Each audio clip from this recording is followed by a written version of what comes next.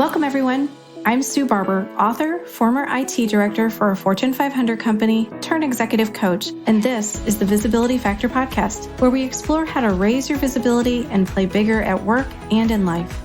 We'll explore key topics and welcome guests that help you shift your thinking about yourself so you can see new possibilities for your leadership. I'm on a mission to create a visibility movement for leaders to show their value and be seen for their true talent. Are you ready to take the next step towards a higher level of visibility for yourself? Let's go.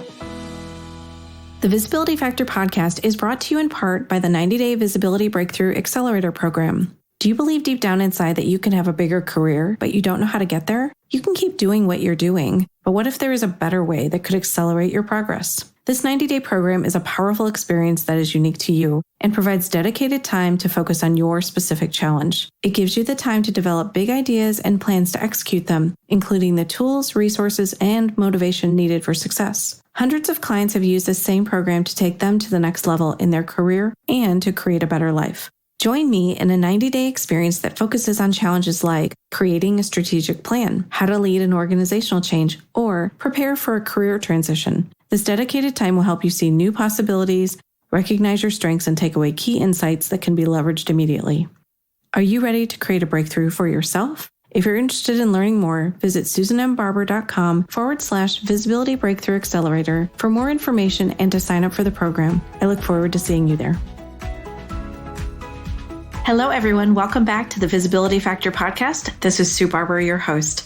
I'm so excited today to bring you my guest, Vidya Ramachandran. She is an amazing coach and has done so many cool things in her past life before becoming a coach that you're going to learn a lot from her today. And I'm really excited to share her with you. Thank you for coming on the show, Vidya. Thank you, Sue. I'm so excited to be here. Thanks for having me. Yay, of course. So I'd love it if you do an introduction of yourself and your background so that all the listeners can hear a little bit more about you. Yeah, sure. I am Vidya Ramachandran, just like Sue said, and I'm a recalibration strategist and a self-leadership catalyzer. Sometimes I flip that around.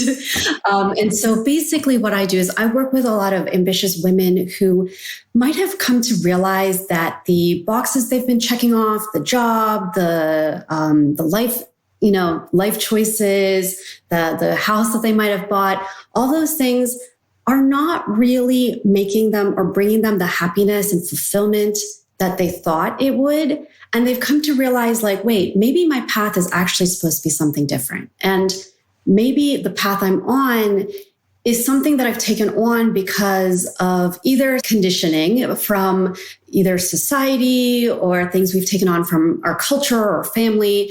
And so what do I do now? So I'm at that point of, I want to recalibrate to what I really want, but I don't know where to start.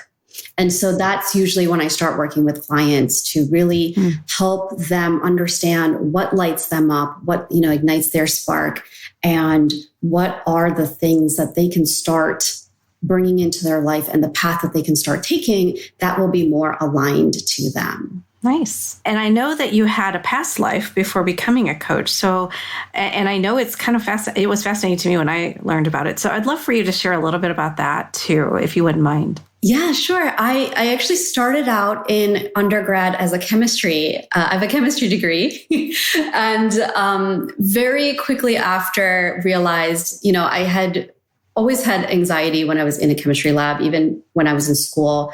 Very early on, my first job, realized that I was not meant to be in a lab. I was just always having anxiety, panic, until I had an actual major panic attack at work one day. It was 6 weeks in, and I was like, okay, you know what? This isn't working. And so I've actually since then really pivoted a lot. I've done financial compliance. I've worked in market research. In the middle, I went and got my MBA at Lake Forest Graduate School of Management. And then I had a moment when, I don't know if it was like I hit my 30s or I was about to hit 30. And, that moment of, what is it that we're meant to do type of question. Am I doing what I'm supposed to be doing? Question that I had for myself, where I came to the conclusion that something was really missing. I couldn't quite put my finger on it. And then I thought, you know what? I think I'm meant to go into academia. And so I applied and I was accepted into a PhD marketing program. But then 2 years in, over time, I was doing everything I was supposed to do. Thought I was doing everything, my life choices, I was ticking off all the boxes. And it slowly started to become very clear over the course of 16 months that I was in the program. So it was the end of my third semester. And I realized I was just so miserable. I was crying more nights than I wasn't. And I really had to have that conversation with myself and that reflection within myself of, is this what I'm supposed to be doing? And what would it mean if it's not? And what would I be doing? Or what should I be doing? And so really at that point, I was weighing a lot of, is it the disappointment I would have in myself or the disappointment I was expecting to hear about from my family, from my community? Or do I continue on this in this program and continue to try to keep pushing that? It felt like I was pushing a rock or a boulder up a mountain. And so what is it that really I could live with myself with, and also I think at one point I just had to sit with myself and say, okay, all of these things that I thought I would get from becoming, being in this PhD program, becoming a professor, some of it was, yes, felt like it would be professional and personally fulfilling. But some of it was, I thought it, it would help me, it would bring this external validation that, what does that mean? And I had to really sit with that. And it was years after that I really acknowledged that I thought getting a PhD and having that doctor in front of my name, when I come from a family where my father is a physician and my younger sister is a physician, would help bring this sense of validation within me that I thought otherwise I could not get. And so it was a lot of these big questions that I was grappling with and working through until I was talking to one of my friends, because thank goodness for our community and our circles. And she said, you know what? You sound like you're just miserable. Like, I don't think the question is whether or not you stay in the program. I think it's what you do next. And that led me on a path of some self-exploration. But then I was like, you know what? I need a job. I need health insurance. And so I, got back into market research because that's what I knew, and different industry, but I moved to a new city. And then within 6 months again, I was like, is this what I'm supposed to be doing? And so it kept coming back to this question of, what do I really want for myself? And I had maybe touched on the surface along the way, but not really taken the time to do that deep dive, that deep reflection and connection. And so I did a couple more pivots before I started coaching. I got into global health nonprofit work. And again, it felt rewarding for a while, but there was something just missing. And then as I naturally started, people started asking me for support with coaching type, career progression. And especially because they'd seen I had done a lot of pivots myself. How do I, frame something that, how do I reframe something? I was getting a lot of those types of questions. That's what actually led me to consider, this work that I'm doing now. I mean, okay, there's so much in there that that I would love to just dive into. We could dive into for hours. But I think the interesting words that you used around pivot, being able to pivot and being willing to take the risk to do that from very different things, right? That all those different things. I think it's also how many shoulds we live with, right? From our family, from our, just culturally, socially, everybody has a whole list of shoulds that they're supposed to follow.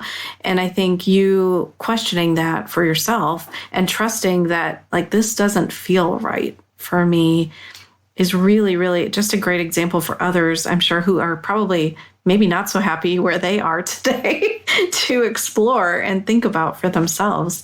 And great questions that you asked yourself. I think those are really great questions. Yeah. And I do think checking in with ourselves is so important, because right before I went, the 5 years before I went to the PhD program, I was loving my job. I had amazing coworkers and friends and colleagues. Like they became my social circle. I was traveling to really cool places. Like I got to go to Cairo for a sales and marketing meeting where I was presenting. I got to do a lot of things I would not have been able to do otherwise.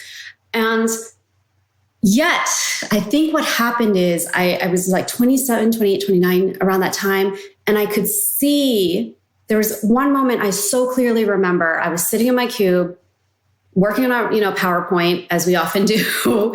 And I could just see this road going out for the next 40 years. And my body just contracted. And that is, I think, where, when we're in the day-to-day, sometimes we kind of forget to think about what is the bigger picture? What is it that we really want for our lives? And then in that moment of seeing, like, I could see the career and life progression going along the road. And there was something there that I knew if I had stayed for the next 10, 15, 20 years, it would have been great. Like I would have had a great salary, great benefits, all of that stuff, continue to work with great people. But I would probably continue to wonder, is there something else? Mm-hmm. So how was the experience? I know for me, when I left corporate and, I call a paycheck kind of job, right? And went into this world of having my own business, it was, I got a lot of pushback from a lot of people. What are you doing? What, are you crazy? Why would you do that? I was wondering how that experience was for you because you pivoted a number of times. How was it for people to see you doing this now? It's very interesting because I have one subset of family and friends who are like, oh my God, that's so inspiring that you're doing your own thing and you're showing us what's possible. And then I've got another subset are like, what are you doing? Can you explain what you're doing? Yeah. But I think what they see overall is they see how much happier I am. And not just happier, I think they see I can share about the impact that I'm having with other people. And I think that's also, there's a common thread throughout everything I've tried and jumped through is like, I was always able to, for the most part, tie what I was doing with here's the impact, whether it's on a very micro level or a macro level. Like when I was doing global health work, I got to work on the project that became the national healthcare quality strategy for Ethiopia, which I was like, oh my gosh, that's really impactful. But when I'm doing, when I went into the PhD program, part of it was like, oh, I can inspire students. Right. And maybe that'll have an impact. And so I think even though I've had a lot of pivots, the people who are in my life thinking, what in the world is Vidya doing?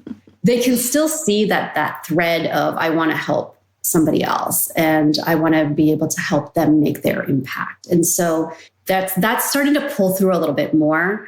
I will say when I was doing pure career coaching, it was a lot easier to explain than what I'm doing now because I'm now really bringing in a lot more of like body connection and really energy work, like energy management and some of these more not as, practical and like layman type, like things that we're used to seeing in our career progression. Mm-hmm. But every once in a while, I'll still get are you sure you didn't want to finish your PhD? I'm sure they'd still let you come back, right? Or are you sure you don't want to go back to, one of the companies you worked for? Yeah, I definitely got a lot of that. And it was surprising. I got it from people that I thought would be big supporters. And so I just realized that my ability to take a level of risk that felt comfortable to me was not someone else's level of risk for them. And so I think it just helped me have compassion for those people that, they're at a different place than I am and it's okay. And they don't have to understand what I'm doing because I'm happy with what I'm doing. And I think as you step into that level of trust in yourself, I think it just changes everything for you. From your confidence to the level of how you work with people, it just changes everything. Yes. And I really do think that's why having my own support system, like I have a small community of friends I've known for 10 years, some of whom are also on their entrepreneurial journey. I have my own business coach. Like having that core group of people who can see the way I'm going and really support, just like, in corporate, I had my mentor, I had, some really great bosses and who really helped me track and kind of pave that path forward. And so having that here is also so needed, because what I did not realize until I went into consulting, like global health consulting, is how isolating it can be in your day-to-day. Because part of why I loved some of my jobs is the social aspect. Of course. Yeah. I think that we all, just like you mentioned, that became your social circle. And that was true for me as well. And I think that's why it was hard to leave, because I thought, wow, I'm leaving all of these people that I hang out with all the time and I'm not going to see them every day. So it definitely changes things. But so you've moved into this new world. I think I would love for you to dive into a little bit about what you call yourself, because those are words that are probably different than most people might describe themselves as a coach. And I think that would be helpful definitely for everybody who's listening to understand a little bit better about how you work and why you pick those terms. Yes. So catalyzer. I love catalyzer because I really see myself as someone who can ask the right question or, recommend a practice or something that will then spark the other person's aha and their ability to kind of get clear on what they want, who they are, stand up for themselves, and really own their own leadership, right? Own their own self or lead their own self. And so that's why the phrase self-leadership catalyzer came into play, because I really saw it as one, I've always been passionate about standing up for someone, for myself or someone else, or in the work that whatever type of work I was doing, really allowing someone else to have that space to thrive. And so that's where the self-leadership catalyzer came into play. And with the recalibration strategist, I just love anything about recalibrating, creating, just like whether it's systems or, coming up with a strategy on what is it that you can do? Like, what are those steps that you can take to get from where you've realized you no longer want to be or is no longer aligned to you, to this vision that, and maybe it's a small vision, maybe it's, no matter how everyone's path is important, right? Like it's valuable. And so how is it that we can come up with a strategy to help you make those changes and come back to who you are and what it is that you truly want? And so that's where the idea of like recalibrating, I personally think it feels a little bit more doable when you're thinking in terms of recalibrating, because you're not like going a full 180, right? It can feel like, okay, recalibration is a little bit more achievable because it's like maybe smaller steps. And so, So what I tend to do in terms of working with my clients is I've come up with an unapologetic recalibration framework. And so we really start with where the client is. And the entry point is really getting clear on, and really connecting to your inner foundation. And so for me, what I have found is that the key pathway to that is body connection.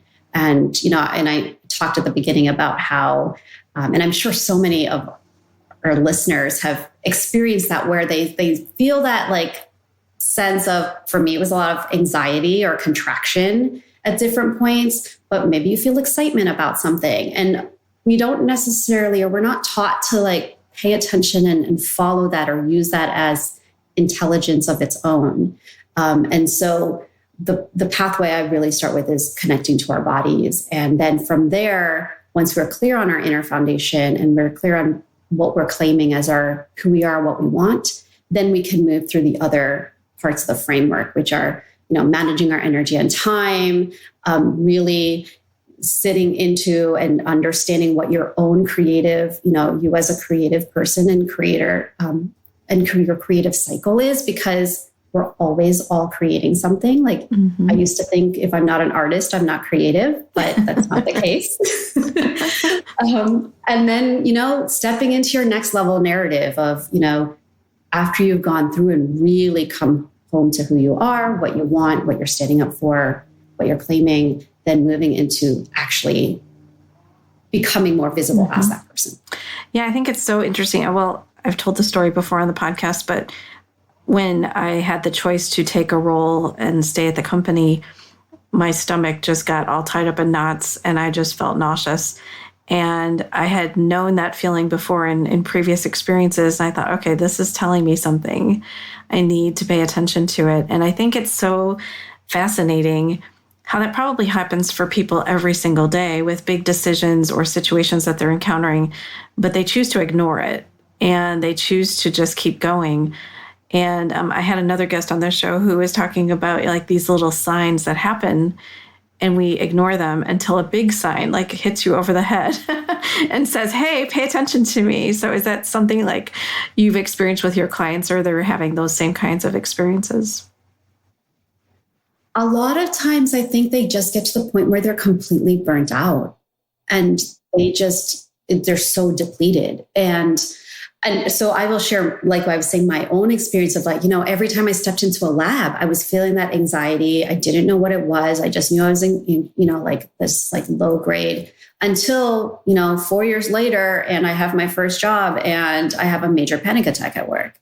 And so for my clients, what I've seen is they just start to feel the initial things, and they just assume it's something external that's causing it, which a lot of times it is, but also they don't necessarily know to take that chance, take that pause to check in with themselves until they get to the point where they have to take a break from work, or they're just so miserable in their day to day that they don't know. They feel like they've put themselves in a hole that they can't dig out of. Yeah, I mean, I think that's pretty common too, because you get used to a certain level of comfort, right? Paycheck, job security, all of those things are true. But at the same time, if it starts to impact your mental and physical health, that is something to pay attention to, because you mentioned the word energy, and I think I'm seeing a lot more about that lately. Like if your energy isn't positive, you're not a good leader for your team, you're not thinking the best, you're not creative, and you're also bringing that negative energy home. So not a great thing for your family. So tell me what you're doing around energy work. I think that's so fascinating. Yes. And it's very interesting because I started delving into this. I found a couple people who talked about this and started following them about 3 or 4 years ago. And I will say for me personally, just even noticing how cyclical. So for women, they say that our energy cycles tend to be around 28, 29 days following our cycles. And I think the difference is for men, they say that it tends to be 24 hours that it cycles. Mm. And so what I have found is that just even tracking my energy month over month, or just keeping note of like, this week is a great week for me to connect with other people. And I'm glad we're having this conversation this week. But there are some weeks where I just don't want to have anyone around me. I just kind of want to cocoon, and I just want to be focusing on like, what are some ideas that I want to play with and do more like solo inward work. And so I feel like being able to bring that into our environment and know like, what, maybe having back-to-back meetings every day of every week is not a good thing. How can I kind of leverage my own energy patterns that I've noticed, or the rhythms I've noticed, to help me show up to the best, like as my full self, to the best of my ability? And so that's, there's so many fascinating things when we start looking at our energy and the way we're showing up, and how we can use that to help support us. Mm-hmm. I mean, that's kind of interesting. I've never tracked my energy. I think that's a really cool thing to think about. You kind of go through it. Is it true from a daily perspective too? Because I can definitely see, like, I have highs and lows in my own energy, and I've seen it in clients too, at different times throughout the day and evening. Is that something you've looked at too? I think so. I have found that. I definitely, and I'm by no means an expert in this area. I think there are a lot of factors that, like nutrition and what is in our day. I tend to find that when I have a long day, the next day my energy goes down a lot sooner, right? So that's from a day over day perspective, even just managing it. Or depending on what we had for lunch, I remember, I would just be, I'd have my lunch, come back to my desk. This is back when I worked in an office environment.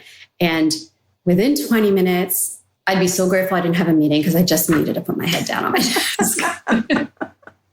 Yes. Right. So there are definitely cycles, but I think what it is important to understand is it's individual for each of us, right? So a lot of times I'd be following what other people are saying, and it doesn't necessarily fit for me. So I've really started just tracking a few different variables for myself and just noticing it. Are there patterns or trends over time? And then once I have that, then I can kind of say, okay, now I know that, at this time of the month, this time of the day, not a good time to have XYZ, or it's the best time to have XYZ. Mm-hmm. I remember Friday afternoons, people would want to have these really big meetings with me back when I was in corporate. And I'd say, this is not the day or time for me to have these kinds of meetings because I'm just burnt out from the week and my brain is just done, So I really think it is important to pay attention to that and trust that there's maybe a better time where you're going to be more creative. You're going to be able to think about things differently and make better decisions if you just wait. Yes. And not just try to push through all the time, which may not be the best option. Exactly. I've really slowed down in the last year or so, and it's given me the space to process. And this is also why I love body connection, right? Like, I really do think that if we give ourselves that space and we simplify, it allows us to really connect to our emotions even. And so then, we're connected to our body, we're connected to our emotions, and we can be in that more empowered, show up as that more empowered person. And having the slowness, really, I need that to process. And some people, they can tell right away, right? Everybody's different. But I have found I needed that, and I didn't know that I needed that, and I hadn't been giving myself that. So really in the last year, just even that small shift of just like giving myself the time and space to really think through what it is that I want, let my emotions kind of settle in, has been a game changer for me in making decisions. Gosh, I'm so glad you brought that up because I think that's the one thing that most people don't do, right, is they're so busy. I'm so busy. I have no time. I was just talking to someone right before we got on this call, and we were talking about a planning day. And I said, okay, block your calendar right now because there's always going to be somebody who wants to take your time. And if you allow yourself some time to reflect and plan, and, if you're leading a team or leading a big program, you need time to be strategic and think about what that means. So I love that you're giving that to yourself. I think that's a gift that everybody needs to give themselves, honestly, so that they can just slow down and process, all the things that are happening for them in the best way. Yes. And saying no. Like, I had to say no to 2 meetings in the last 3 weeks. Like that, I was just like, I don't have the bandwidth right now. Mm-hmm. And if I want to be present in this meeting, I'm not going to be with everything else going on. And so, sometimes we just have to say no or not now. Mm-hmm. Yeah. Boundaries are a big word for me right now too. Space and boundaries. Yeah. I think is so true because it's very easy to keep saying yes to everything, but then you're only, like to your point, only halfway present, not fully present. And you want to give your best to clients and to yourself and to conversations. Yes. Well, this has been so cool. I am so excited for the work that you're doing. And I love that you shared some really vulnerable stories about yourself. So thank you for doing that. I know that a lot of people are probably going through similar challenges, and knowing that you have been able to pivot into a place that makes you really happy, I think is amazing. So I'm so glad that you shared all that with everyone. We're going to pivot into what I call the Rise Up and Be Visible quick tips. So these are 4 questions that I ask everybody on the show. So I'll start with the first one. Visibility is fill in the blank, and then tell me why you answer it that way.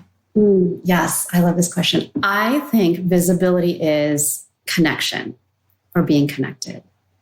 And why I answer it that way is because I really do believe in the power of having these types of connections and conversations and having your community. And so there's a piece of being present in there as well. Like when you are having that connection with someone else, you are being present. And then that is perhaps for me, at least a gentler way of being visible rather than thinking of visible as like being on a stage. Yeah, I think that's what most people envision visibility to be. That's kind of the premise of the book is you don't have to do it that way. You can do it very small steps. It really is much easier than you're thinking it can be. So I love that. What are the things that you are personally doing to be visible? Right now, and I love this question again, because it's like right where I am in my own visibility journey. I just started stepping into being more visible a couple of months ago after a year of being really internal and working through a lot of things in my business and personal life. And so for me, it's been about, one is a mindset shift. So one, I had to really sit with, you know what? Your experiences and the wisdom you get from your experiences are important and they're valuable. And so a year ago, I probably would not have been sharing the level of what I've shared here today with you and our listeners. But I think there is something about really recognizing that it can be valuable for someone else.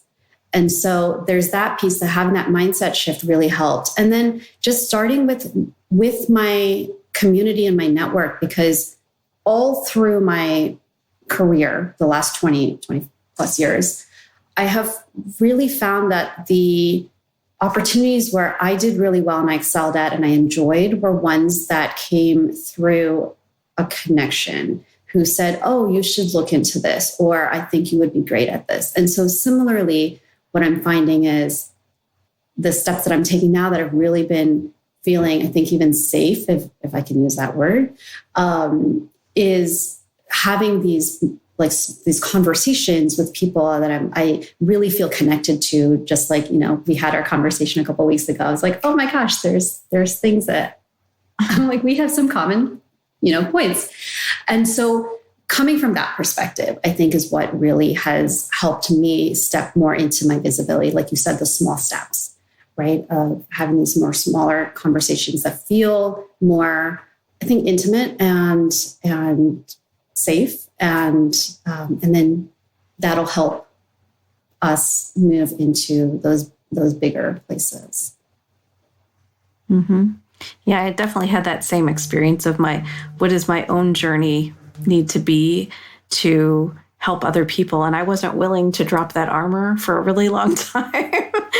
So it took me some time to work through that. So I'm glad that you did that for yourself, because I know what you shared today is going to help so many people. Thank you. Okay, the next question.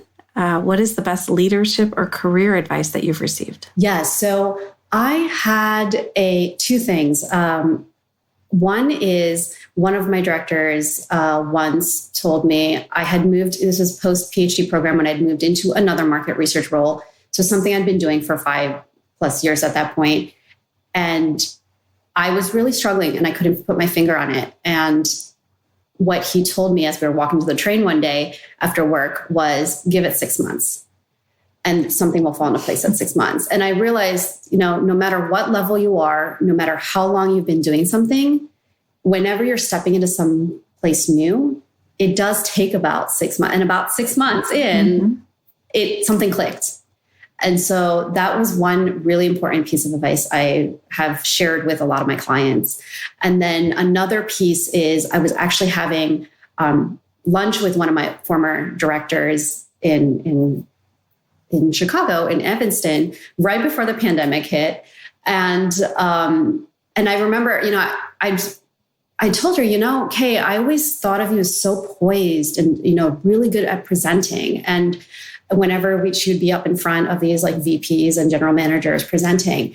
And she told me, she's like, really? Because a lot of times I was just nervous and I felt like I was, stumbling over words. And it made me realize that it is true. We are our own worst critics. And so having compassion for ourselves is also one of the lessons that I learned from that experience as well. Yes, I resonate with all of that for sure. Yes.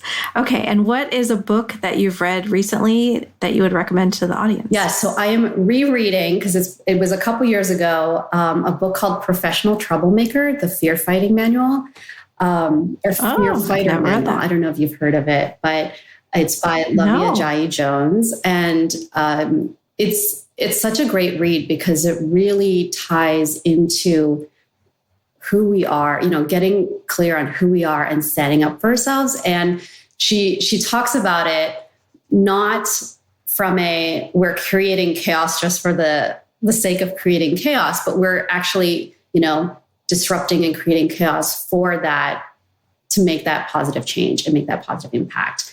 And so, and she's also, she's a daughter of immigrants, or she's an immigrant herself. And so there are a lot of pieces from that also the stories, personal stories that she shares that connected. And she's a Chicagoan.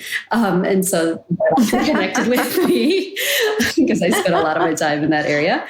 And it's great for whether you're in an office environment, corporate, nonprofit, working, doing your own thing. And so I feel like the lessons in there spans across industry and type of work. Awesome. Oh, that's really cool. Yes, I will grab the link for that and put that in the notes so everybody can check that book out. Thank you for being here today. I think you have shared some really impactful things for the audience to think about and to hopefully implement in their own lives, like just taking time for space and reflection and trusting yourself and just listening to your body and what it's trying to tell you. It's sending you messages if you just pay attention. Yes, exactly. Thank you so much. I really enjoyed our conversation, and thank you to your listeners. So I hope they also had fun. This was fun for me. So I hope it was fun for them. It's always fun. I always have fun interviewing people for sure. And I will share all of the information about Vidya and the work that she's doing in the notes as well. So please check her out. Thank you so much for being here. Thank you for everyone who's joined today on the Visibility Factor podcast. And we'll catch you on the next one. Thanks so much for listening to the Visibility Factor podcast. Remember that visibility starts with small steps that are intentional and consistent each day. Be bold, be visible, be the leader you were meant to be. Find us and subscribe on Apple Podcasts, Spotify, and wherever else you listen to podcasts. Follow us on all of our social media platforms, which are highlighted in the show notes. Thank you for listening, and we'll see you next time on the Visibility Factor podcast.